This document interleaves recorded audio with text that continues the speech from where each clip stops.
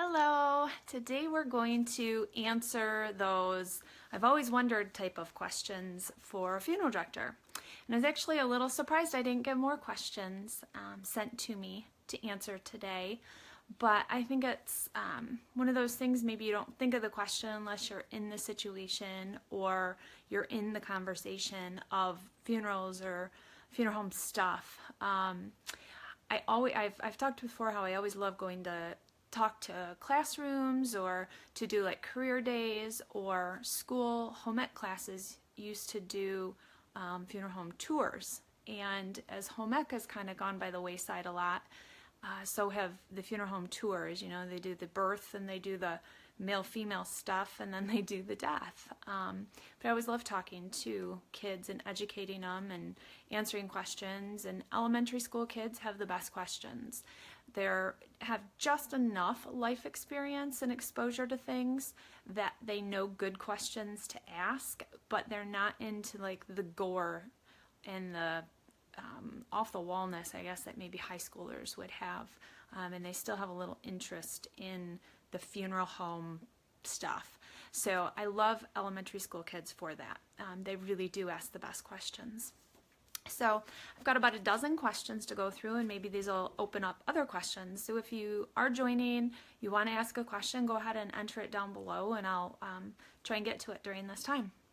So the first question, and I think as a funeral director, everyone has probably heard this at one point, and it's usually in the form of, hey, I went to college with this guy and his uncle was a funeral director, and he told us that one time this body sat up when they were driving him down the road, or the body sat up on the prep table, or there's always a story somewhere about a body sitting up or a body moving when you're transporting or doing the preparation work, which is another term for embalming.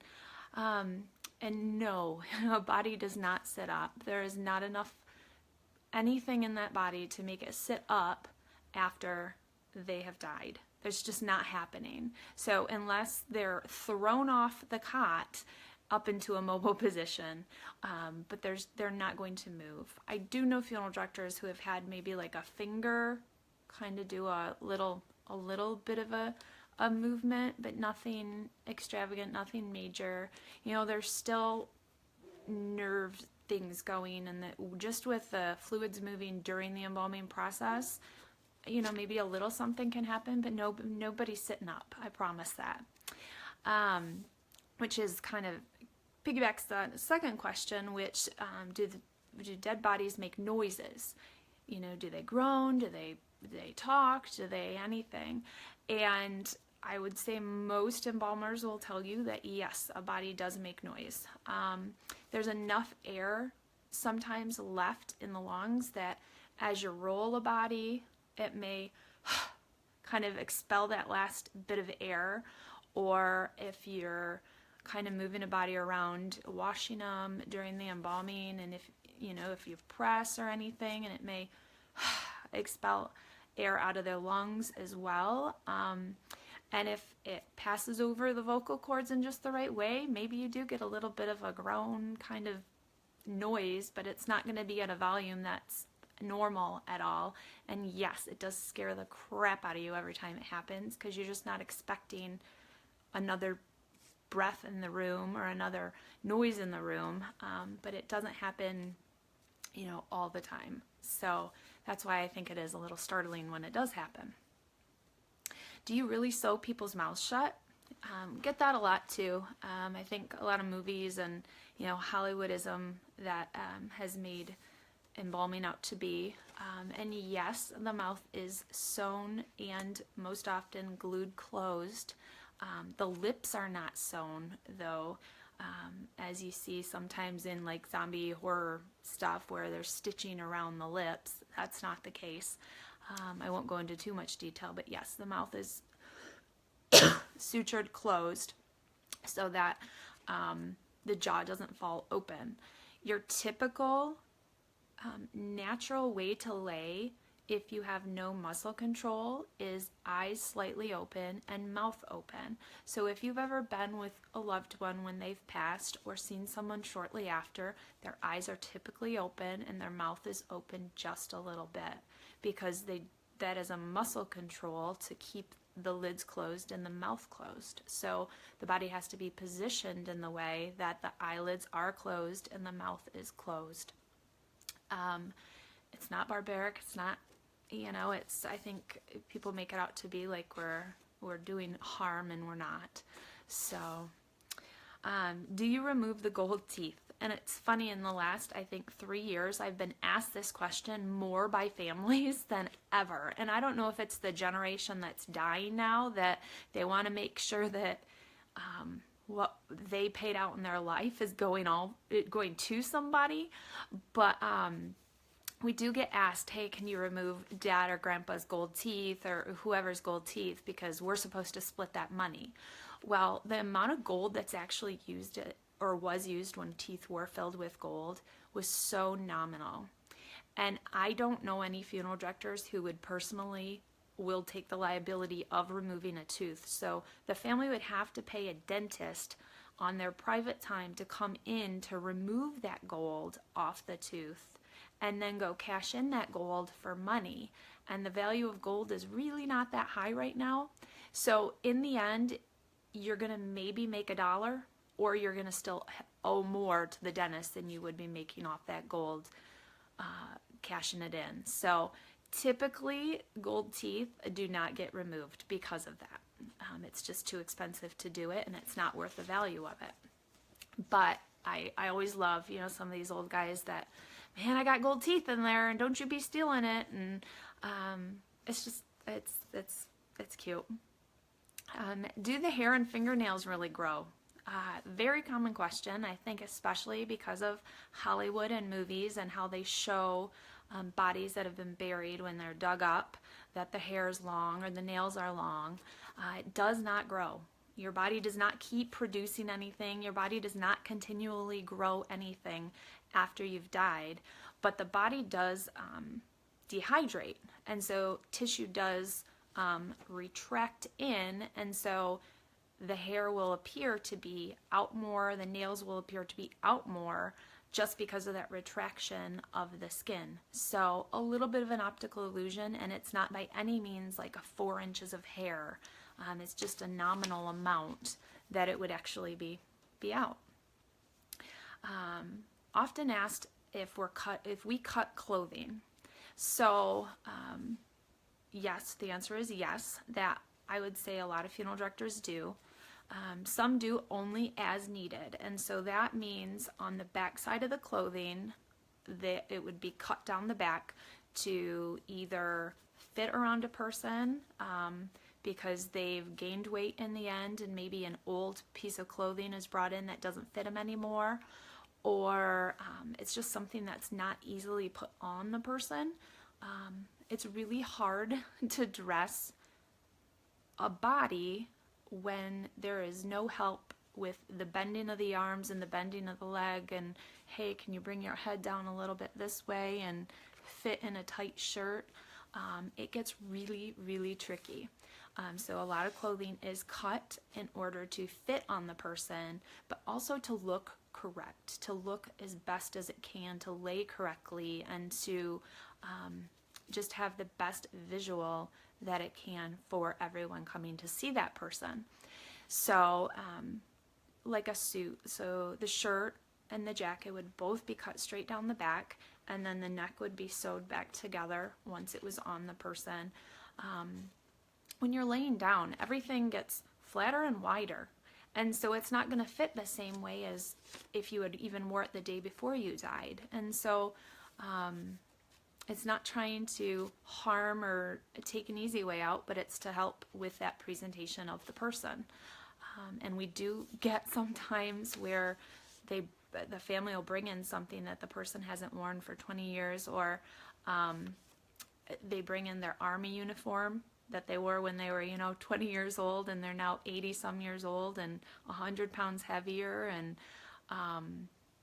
trying to get that on them, and it's hard. Oftentimes I try and talk them out of it, especially if I know it's not going to fit, and say, hey, let's just display it, because I don't really like cutting uniforms. I don't want to do that. I think that's just a sacred thing, and don't want to do that. But if it doesn't fit and we have to make it fit, then we do what we have to do.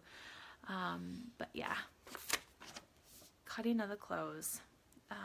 One of the best questions, and I think kids ask this the most, but I've actually heard recently about some adults in their 80s coming into a funeral home and asking this question. And I think it's because as kids, we are either taught or think something incorrectly, and we never ask the question. And so our whole lives we carry this thought of what happens at a funeral home or wherever with us. So where are their legs? Did you cut them off? So kids come in, and because they don't see the legs, because they're covered with half the casket, they think they're gone. And it is no joke, 98% of the time, kids, if you give them the opportunity to ask a question, will ask that question. Or if you say, is there anything you want to see, or anything, can I show you Grandma's feet? Oh my gosh, yes, they're down there.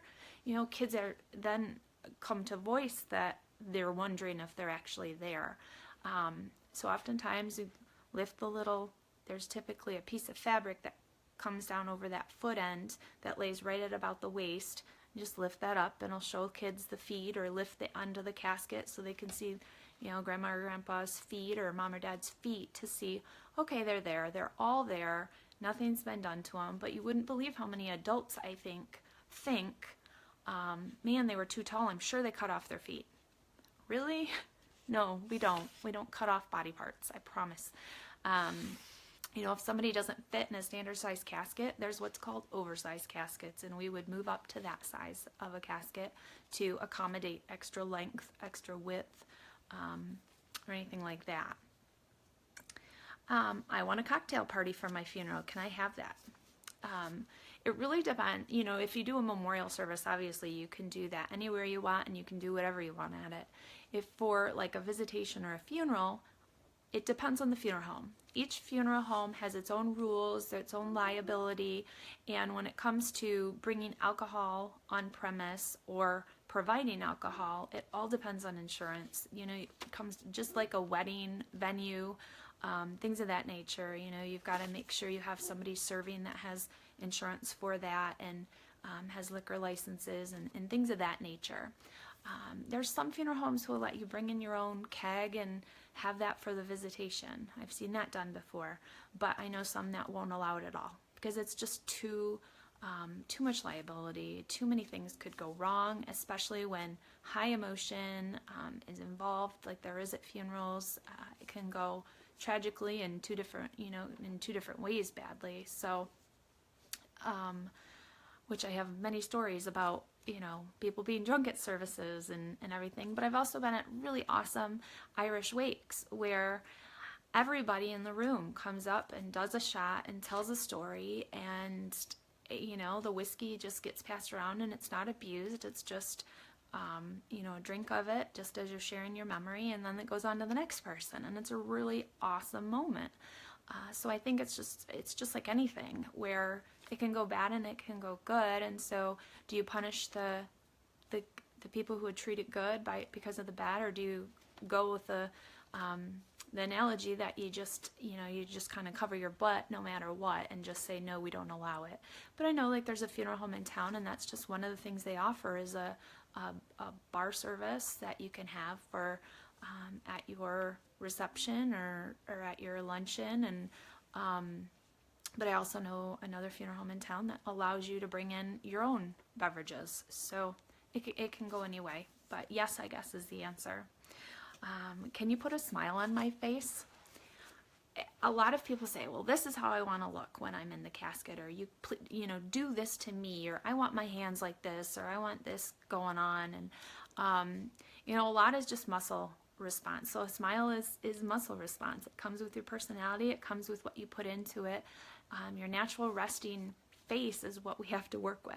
So as I was getting ready for this, I was looking in the mirror trying to do this one. But so the most I could probably give is is just a little something where the edges of your mouth are lifted. But you can't put a full smile on somebody. Most often, your teeth show when you're smiling, and your lips are closed when you're in the casket. So when you go to any visitation and you look at a deceased, their lips are closed, and a closed lip smile is kind of awkward looking. So it is really hard to accommodate that request, but we do the best we can. I think with any request, you do the best you can for somebody. Can you be buried down, face down, so the world can kiss you? Yes, you can. I have never had anybody ask to do that. I think we would just roll the body before we went to the cemetery. I think everybody has crazy requests, but archaeologically speaking, when bodies were face down, it means that they were doing that to humiliate them. It was somebody of shame in the community, and so they put them face down. Like witches were often buried in old days face down, or people who were criminals, they were buried face down. So as they've unearthed these communities, they have found that there was several people buried face down, and that is why, as they were the kind of the naughty bad people of the town. And a lot of the thought was because when you would, I'm trying to think of the word, when you would rise from, if the dead rose, they wouldn't be able to rise because your soul came out of your mouth. And so if you were face down, your soul couldn't, rise out of the casket. So that's the thought behind why people used to be buried face down back in the day. Whether you want to do it nowadays, I guess it's up to you. Can you be buried with your pet? Yes, you can. So back in the day, back in Egypt, was kind of when it started that the pharaohs would be buried with the cats, because cats were very revered, and so cats would go along with the pharaohs and the high priests and everybody that were buried. So Native Americans were sometimes buried on top of their horses, so the horses were killed and then buried with their rider. So I guess the thing is, if an animal's buried with you, then that animal also has to be killed or have died with you. We did have once a dog died with the owner, and they were both buried together. As my dog's barking outside, I don't know if you can hear him. Or we've had people where, grandma had her cat for 20 years, and so they put the cat to sleep after grandma died so they could send the cat with her. I don't know if I believe in really ending an animal's life just to bury them with somebody, but if there's nobody else to care for them, it's probably the best thing for the animal in the long run. I don't know. That's, up to everybody to decide, but there's also often where you have accumulated cremated remains of your pets from throughout your life, and so you want those all buried with you, or with your cremated remains, or scattered with you. So that I'm seeing a little more happening since cremation of pets has been something like in the last 15, 20 years that's become more a norm, that you don't take home your dog and bury them, you actually cremate them, and they come home with you. So just different ways that you can do that. But yeah, you can have your pets buried with you. Yeah. Can multiple people be placed in one casket?